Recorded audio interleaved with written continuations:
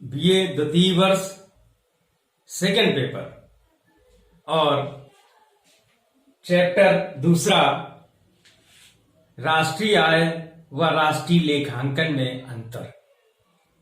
हम जानते हैं राष्ट्रीय आय की परिभाषा देश के समस्त प्राकृतिक संसाधनों पर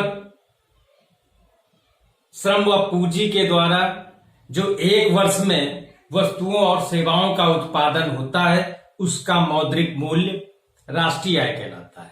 ये राष्ट्रीय आय की परिभाषा है।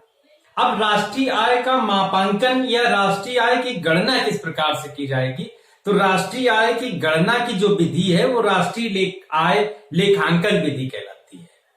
अब इन दोनों में क्या अंतर है? प्रायः ये जो प्रश्न है ये लघुत्तरीय प्रश्नों में कई बार पूछा गया है कि राष्ट्रीय आय व राष्ट्रीय लेखांकन में क्या अंतर है। तो हम देखते हैं कि राष्ट्रीय आय व राष्ट्रीय लेखांकन में क्या अंतर है।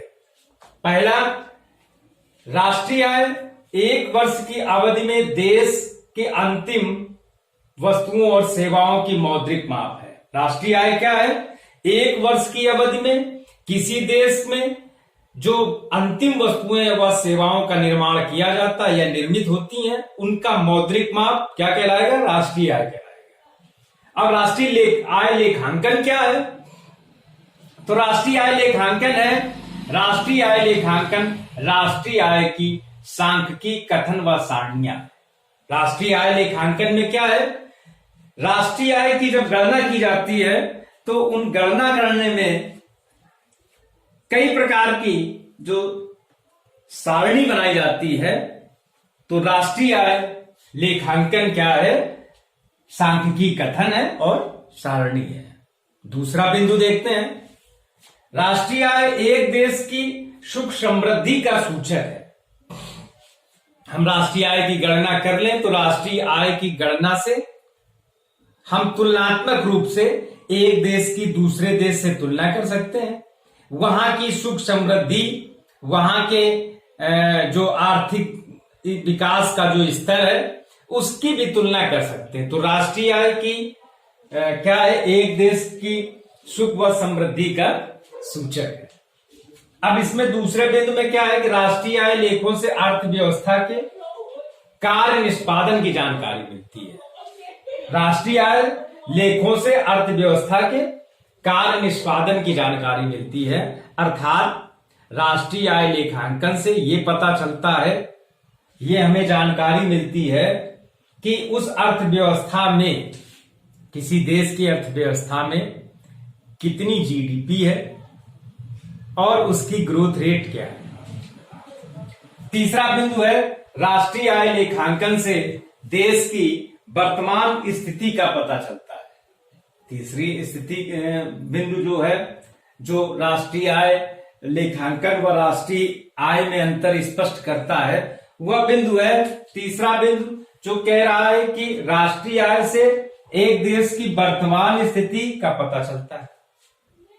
राष्ट्रीय आय की गणना जब हम करेंगे तो इससे ये पता चलेगा कि एक देश की वर्तमान स्थिति क्या है।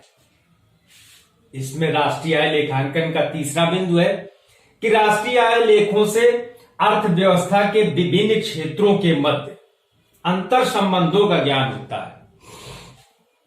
चूंकि राष्ट्रीय आय लेखांकन अर्थव्यवस्था के सभी क्षेत्रों की गणना करके ही कुल राष्ट्रीय आय का अनुमान लगाता है या गणना करता है, इस कारण से राष्ट्रीय आय लेखांकन क्या है? विभिन्न क्षेत्रों के मध्य अंतर संबंधों को स्पष्ट करता है कि कृषि क्षेत्र का निर्माण क्षेत्र या विनिर्माण क्षेत्र और सेवा क्षेत्र, इनसे आपस में क्या संबंध है। इसी प्रकार से चौथा बिंदु है, राष्ट्रीय आय समष्टि अर्थशास्त्र का केंद्र बिंदु है। राष्ट्रीय आय क्या है? समष्टि अर्थशास्त्र का केंद्र बिंदु है। समष्टि अर्थशास्त्र का वह भाग जिसमें हम कुल राष्ट्रीय आय का अध्ययन करते हैं। तो राष्ट्रीय आय समष्टि अर्थशास्त्र का केंद्र बिंदु है। और इसका ये चौथा बिंदु है,